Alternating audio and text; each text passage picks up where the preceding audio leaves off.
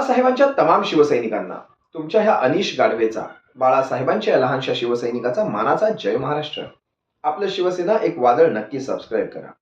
या मार्फतच आपण जोडले जातो आणि आपल्याला आपले विचार महाराष्ट्रापर्यंत घेऊन जाता येतात. नक्की सबस्क्राईब करा. आज एक विषय तुमच्या समोर मांडायचा आहे. शिवसेनेची बाजू, माझी बाजू तुमच्या समोर स्पष्ट करायची आहे. कालपासून एक विषय आपण वारंवार टेलिव्हिजनवर पाहतोय. मी वाट बघत होतो पुन्हा कुणाच्या उड्या ह्या विषयामध्ये पडतायत. तुमच्या एव्हाना लक्षात आला असेल मला कशाबद्दल बोलायचंय. पुन्हा कुणाच्या उड्या आता ह्या विषयामध्ये पडतात तेच पाहायचं होतं. कोण कोण ह्या धावत्या गंगेत आपले हात साफ करून घेत आहे, मला हे पाहायचं होतं. म्हणून मी थांबलो होतो कालपासून. आणि अगदी मनात जे होतं तेच घडलं. त्यात ज्यांची उडी पडायची होती त्यांची उडी ती पडलेली आहे. बोलेल यावर मी सविस्तर थोड्या वेळा तुमच्याशी बोलेल. पण त्याआधी मला माझी भूमिका स्पष्ट करायची आहे. राहुल गांधी काँग्रेस नेते, काँग्रेस खासदार, काँग्रेसचे वरिष्ठ नेते म्हटलं तरी वावगं ठरणार नाही. राहुल गांधी यांचं स्वातंत्र्यवीर सावरकरांवरचं ते अपमानजनक विधान मी एक शिवसेनेचा सच्चा शिवसैनिक म्हणून, बाळासाहेबांचा शिवसैनिक म्हणून किंवा एक शिवसेना म्हणून याचा जाहीर निषेध करतो. महाराष्ट्रात असली विधानं किंवा या उभ्या हिंदुस्थानात असली विधानं आम्ही शिवसेना म्हणून खपवून घेणार नाही. तुम्ही आम्ही एकत्र आहोत तो एका मिनिमम कॉमन प्रोग्रामवर, त्या प्रोग्रामच्या आतमध्येच राहून आपल्याला विधानं करायची आहेत. महाराष्ट्रात येऊन तुम्ही महाराष्ट्राच्या स्वाभिमानावर बोट ठेवणार आणि तुम्ही आमच्याकडनं अपेक्षा करणार की आम्ही त्यावर प्रतिक्रिया देऊ नये, असं होणार नाही. राहुलजी गांधी साहेब, आपणास मी या माध्यमातून सांगू इच्छितो, आपण जे केलं ते अतिशय निंदनीय होतं, घृण होतं. घाणेरडं राजकारण आपण केलं. आपला इतिहास किती, आपल्याला इतिहासाचा अभ्यास किती मला माहीत नाही. आपण जे आंदोलन सुरू केलं ते अतिशय स्तुत्य होतं. ते आंदोलन तशाच प्रकारे सर्व राज्यांमधून पुढे जाता जाता तुम्हाला महाराष्ट्रातच येऊन हे विधान का करायचं होतं. स्वातंत्र्यवीर सावरकर असतील, बाबासाहेब पुरंदरे असतील, यांच्याबाबत आमच्या भूमिका स्पष्ट आहेत. स्वातंत्र्यवीरांचा अपमान शिवसेना सहन करणार नाही. तुम्हाला जशास तशी उत्तरे दिली जाणार. तुम्ही आम्ही वैचारिक मित्र नाही आहोत. तुमचं आमचं वैचारिक नातं नाही आहे. आपण एका मिनिमम कॉमन प्रोग्रामवर आलोय आणि त्यावरच राहूया. त्याच्या अलीकडे पलीकडे कुणीही जायचं नाही.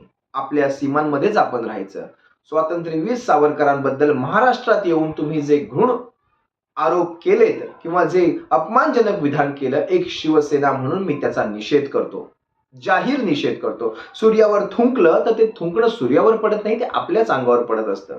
कारण आपली तेवढी लायकी नसते, आपली तेवढी कॅपॅसिटी नसते सूर्यावर थुंकण्या इतकी. स्वातंत्र्यवीरांची प्रतिमा ही सूर्यासारखी तेजोमय. माझी भूमिका, शिवसेनेची भूमिका ही स्पष्ट आहे. आम्ही या गोष्टीचा जाहीर निषेध करतो. ह्या गोष्टींची या सगळ्यामध्ये कुठेही गरज नव्हती. ह्या सगळ्यामध्ये ही सगळी विधानं, कारण तुम्हाला एक अफाट यश मिळत होतं या भारत जोडो यात्रेमध्ये. गालबोट लावलात तुम्ही त्याला. त्या यात्रेला तुम्ही गालबोट लावलात कारण महाराष्ट्रातून जेव्हा यात्रा जात होती अशा प्रकारचं वातावरण तयार करून तुमचं काय राजकीय हेतू असेल तो असेल, पण महाराष्ट्रात ही थेरं खपवून घेतली जात नाहीत. स्वाभिमानी महाराष्ट्र आहे हा. याच्या पुढे जाऊन आता मला ज्यांनी ज्यांनी या धावत्या गंगेत हात धुण्याची तयारी केली त्यांच्याविषयी बोलायचंय. आमच्या भूमिका स्पष्ट आहेत.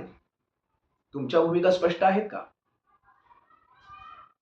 स्वातंत्र्यवीरांबद्दल एवढे जे आरोप करते ही भाजपा, ही कमळी, ते नरेंद्र अग्रवाल म्हणून कोणी उत्तर प्रदेशचे खासदार आहेत, त्यांनी भर राज्यसभेमध्ये प्रभू श्रीरामांवर, माता सीतेवर जी काही विधानं केली त्यानंतरही त्यांच्या खासदारक्या राहतात, त्यांचे भाजपचे सदस्यत्व राहतात. या गोष्टी तुम्हाला दिसत नाहीत. सुषमा अंधारे ताईंची तुम्ही जुनी विधानं काढता, तुमच्या ह्या लोकांची विधानं तुम्हाला दिसत नाहीत. ज्या हिंदूंचा नरसंहार त्या काश्मीरात करण्यात आला त्या पीडीपीच्या लोकांबरोबर मांडीला मांडी लावून बसताना तुम्हाला ह्या गोष्टी आठवल्या नाहीत. सवडीचं राजकारण.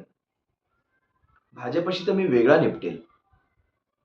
भाजप बरोबर आपण वेगळं निपटूया. आज आम्हाला इथे आठवण येते ती माननीय भोंगे प्रमुखांची. काय करतात हे भोंगे प्रमुख? यांनी त्या शेगावच्या सभेमध्ये म्हणे काहीतरी यांना करायचंय तिथे. त्यांनी कार्यकर्त्यांना साथ घातली, हाक घातली. म्हणजे कसा आपल्या कार्यकर्त्यांमध्ये उत्साह जागा करायचा तो पहा. पण कुणाविरुद्ध? फक्त इकडच्यांविरुद्ध.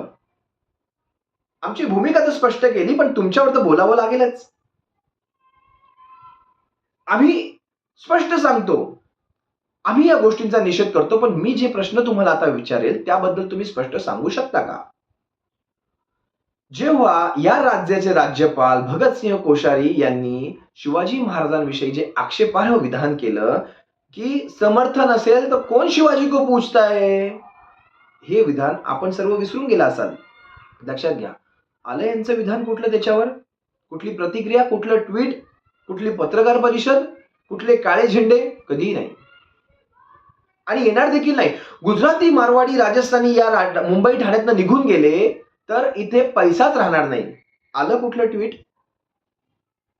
एखादं तरी ट्विट गजानन काळे, संदीप देशपांडे काही बोलताना तुम्हाला आठवले? छत्रपती शिवाजी महाराजांचं स्मारक या राज्यामध्ये आजही होताना दिसत नाही. जवळजवळ गेली 7 ते 8 वर्ष आपण त्याची वाट पाहतोय. ना बाबासाहेब आंबेडकरांचं स्मारक बनतंय, ना शिवाजी महाराजांचं. ही महाराष्ट्राची जी अस्मिता आहे याच्यावर काही कोणी प्रतिक्रिया देत नाही. त्याच्यावर कोणी ट्विट करत नाही की का बाबा आमच्या महाराष्ट्राचं आराध्य दैवत छत्रपती शिवराय स्मारकाबद्दल तुम्ही ब्र काढत का नाही आहात? ट्विट येणार नाही. सावित्रीबाई फुले असतील किंवा महात्मा ज्योतिराव फुले असतील यांच्याबद्दल जे राज्यपालांनी आक्षेपार्ह विधानं केली त्याच्याबद्दल कुठलं ट्विट आलं नाही. सवडीचं राजकारण कसं असतं ते पहा. हे जे महाराष्ट्राचे जे आद्य पुरुष असतील, लोक जे आराध्य दैवत असतील, यांच्याबद्दल कितीही तुम्ही खालच्या पातळीत बोललात तरी तेव्हा हे बोलणार नाहीत. पण इथे यांना सवडीचं राजकारण करायला भेटलं होतं. का? तर विधान करणारी व्यक्ती समोरची आहे, काँग्रेसची आहे. आता आमच्या कार्यकर्त्यांमध्ये जान कशी भरायची, चला अशी भरूया. वाहती गंगा आहे, हात धुवून घेऊया. मदत कुणाला? कमळीला. सुपाऱ्या घेतात, कमळीच्या सुपाऱ्या घेतल्या जातात आणि कमळीच्या इशाऱ्यावर नाचून जेव्हा हे असले आपले मराठी पक्ष असे इकडे तिकडे फिरतात ना, पाहून वाईट वाटतं. मुद्दा मराठीचा आहे म्हणून बोलतो. एक गोष्ट अजून तुमच्या समोर. का बरं गुजराती दांडिया ठेवले गेले वेगळे आणि मराठी दांडिया वेगळे ठेवले गेले तेव्हा तुमच्याकडनं काही विधानं नाही आली? सारे प्रकल्प गेल्या 3 महिन्यात 5 ते 6 लाख कोटींची इन्व्हेस्टमेंट या महाराष्ट्राबाहेर गेली, विशेषतः गुजरातमध्ये गेली. आपल्याकडून कुठलं विधान नाही आलं, कुठलीही चर्चा नाही, काही नाही. एक गोष्ट कधी कुठं कुणाशी बोलण्यात मला आठवलेली नाही. अजून यांनी काय काय केलं पहा. सगळ्यात महत्वाचं म्हणजे जेव्हा 2 दिवसापूर्वीची मला वाटतं ही गोष्ट आहे. वेळात मराठी वीर दौडले 40. महेश मांजरेकरांचा कुठला तो येऊ घातलेला थिल्लर पिक्चर, त्याच्यात वेळात मराठी वीर दौडले 40. 7 मराठ्यांची तुलना तुम्ही 40 जणांशी करता. त्यांच्या कर्तृत्वाला आणि यांच्या कर्तृत्वाला तुम्ही जोडता. ते कर्तृत्व, तो पराक्रम, तो शौर्य, ही गद्दारी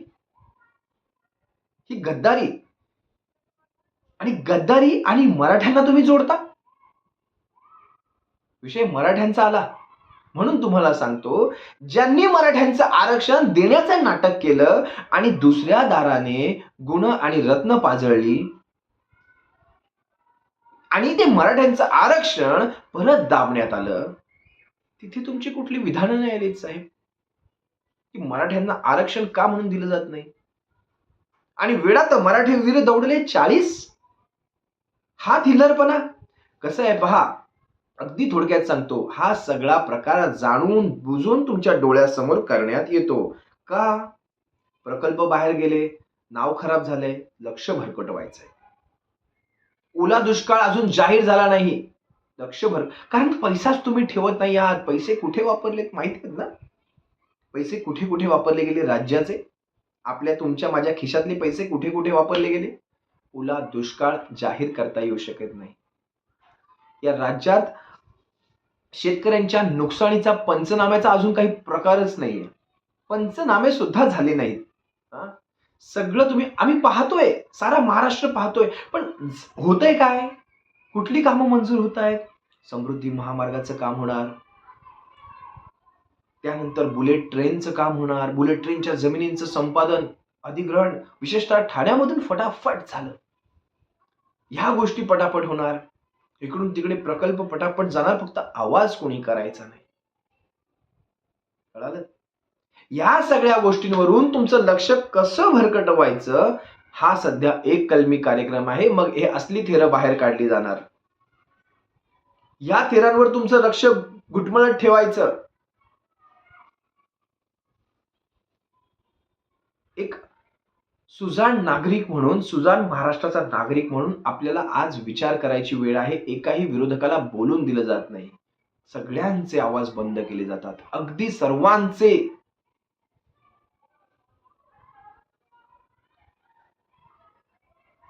आमच्या भूमिका स्पष्ट आहेत आमच्या भूमिका.